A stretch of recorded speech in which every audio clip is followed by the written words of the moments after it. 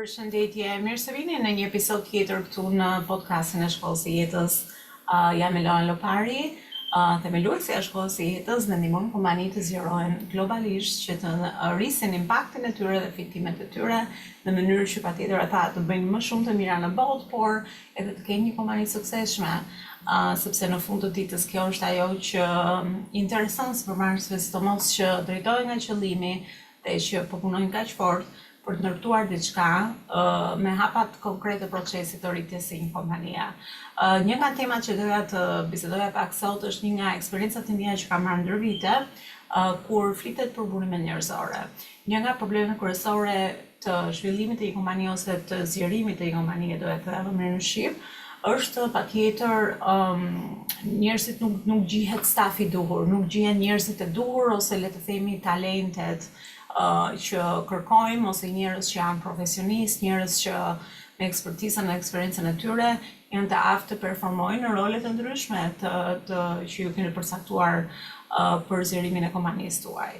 Jo vetëm që jemi të paaftë të gjejmë njerëzit e duhur, por patjetër është dhe problemi tjetër që njerëzit që ne kemi në skuadrën tonë mund mos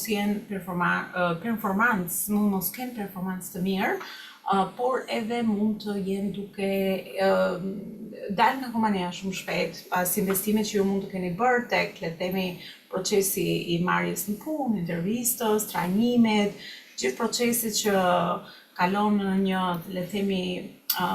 një person në skuadrën tuaj. Ju patjetër keni vendosur paratë tuaja, burimet tuaja të kompanisë, por edhe kohën e stafit ose dhe le të themi pjesën e trajnimeve që është shumë e rëndësishme. Dhe patjetër asnjë nuk do donte që pas një, le të themi, procesi rigoros që ju e vendosni dikë, ai person që mos jetë i duhuri, dhe jo vetëm që ikën nga kompania, por edhe shkakton edhe shumë probleme të tjera. Kemi probleme të ndryshme që shkaktohen nga stafi ose njerëzit e gabuar në kompaninë tuaj, kështu që është shumë e rëndësishme që të kemi një strategji të qartë kur vjen puna tek burimet njerëzore dhe mos marrë në punë në fakt ose të dedikojmë një buxhet caktuar për të mirë paguar njerëzit që ne duam të punojnë për ne, sepse në fund të ditës paraja është ajo që determinon njerëzit e duhur ose profesionistët që kanë eksperiencë të një fushë të caktuar, se sa një person që mund të, le të themi, në intervistë mund të thotë që mund të bëjë të gjitha, mund të vëtë gjithë kapelet, por në fund të ditës nuk është dikush që mund të performoj dhe mund të ketë probleme të tjera dhe mund të marrim më shumë kohë duke mos kthyer mbrapsht rezultate në performancën e punës së tyre. Sepse në fund të ditës mendoj që çdo strategji dhe çdo fokus në biznes duhet të kthejë mbrapsht një rezultat të saktuar. E nëse nuk kthej një rezultat të saktuar, ky rezultat mund të jetë afatgjatë, se nuk duhet të jap idenë e gabuar që gjithë rezultatet merren sot me nesër, sidomos kur vjen tek stafi. Puna tek stafi është një proces zhvillimi që të kthen investim në një kohë të konsiderueshme, le të themi, edhe kohore, por edhe monetare, sepse po merren me njerëz dhe jo me diçka që është,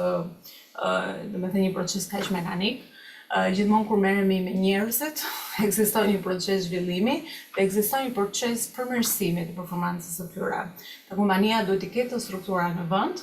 në mënyrë që siç thash të ketë buxhetin e caktuar për të mirë paguar njerëzit në mënyrë që të jetë konkurruese në atë treg që operon, për të tërhequr talentet nga konkurruesit e saj, por edhe nga, le të themi, ajo pishina e madhe, ku janë të gjithë kandidatët ose njerëzit që po janë duke aplikuar për punë në rolet që ju doni të punësoni, në mënyrë që të tërhiqni këta njerëz që kanë shumë vite eksperiencë, sepse çfarë ndodh kur marrim njerëz që mirë paguhen dhe kanë vite eksperiencë dhe janë ekspert në punën e tyre dhe në fushat e tyre, është që jo vetëm që ata kthejnë mbrapsht rezultate, edhe shumë shpejt biles, por edhe normalisht lirojnë kohën e stafit tuaj ose kohën tuaj, sepse të gjithë dimë që kur vjen në një proces caktuar të rritjes së kompanisë, gjë e rëndësishme është koha, sepse koha është burimi më i limituar, që nuk kthehet më,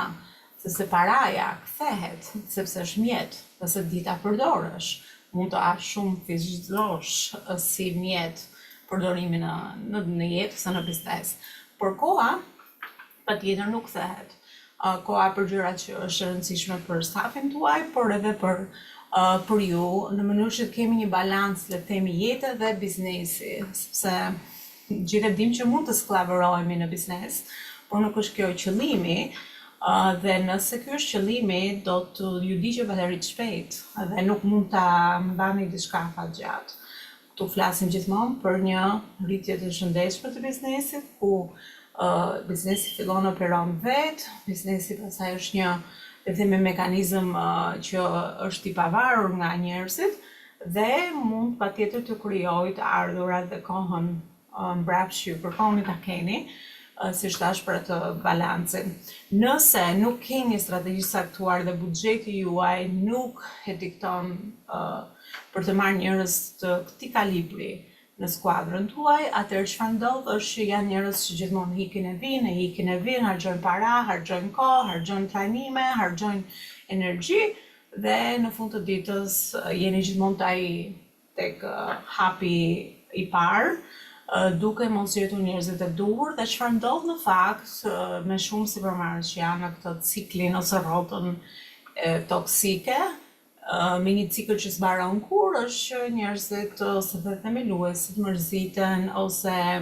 vendosin një besim që s'ka njerëz të mirë në treg, ose dori i vogël dhe qëndroi i vogël, nuk do marr shumë klient, kaq mund të përballoj, do ta bëj vetë, domethënë ngelesh gjithmonë një kompani e vogël, ku ke krijuar vetëm një vetpunësim për veten tënde. Këtu po flasim gjithmonë për rritje të shëndetshme në biznesi me gjithë proceset që ka. Duke ndjekur këtë strategji, ku njerëzit mirë paguhen dhe profesionistët mirë paguhen, ju patjetër do t'ju kthehet kjo në investim, ku ata ju krijojnë ju rezultate dhe ju japin mbrapsht kohë. Kur mundojmë të kursejmë, marrim të kalibrin e njerëzve të tjerë, siç thash, që bëjnë shumë gjëra, po s'bëjnë asgjë në fund të ditës, është shprehje. Nuk janë të profilizuar, nuk e kanë eksperiencën dhe ekspertizën dhe patjetër kushtojnë më shumë kohë, më shumë burime, më shumë trajnim, më shumë gjëra, më shumë ndihmë koke, sesa do me thënë jemi më keq kur ata na lënë sesa kur filluam që kishim nevojë për mbështetje.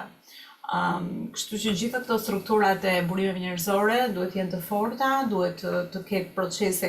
kualifikimit të njerëzve dhe patjetër duhet të kemi buxhetin e duhur për të rrequr talentet. Talentet janë mirë paguar në çdo fushë. Dhe vetëm kështu mund të keni lirinë kohore, financiare, të fitimeve, të impaktit, të gjithë gjërat që vijnë me radhë në paralelizim në mënyrë që kompania juaj të rritet. Kaq kisha për sot, në fakt, për këtë episod, mund të flas shumë për këtë temë edhe nga eksperienca ime, por doja gjithmonë në bisedat që unë të kap disa probleme thelbësore, le të themi, që unë i kam parë në shumë dimensione, nga përvoja ime dhe shpresoj të ketë qenë e vlefshme për ju që e keni dëgjuar dhe mos harroni ta ndani këtë informacion me njerëz të tjerë që ju mendoni mund të ndihmoj dhe bëni një subscribe, na lini një review, sepse patjetër kështu mbështesni podcastin në mënyrë që unë të vazhdoj të jem këtu për ju, por edhe t'ju sjell edhe të ftuar që ndajnë eksperiencat e tyre profesionale në fusha të ndryshme. Shumë faleminderit edhe një herë dhe ushqemi në episodin e radhës. Gjithë të mirat.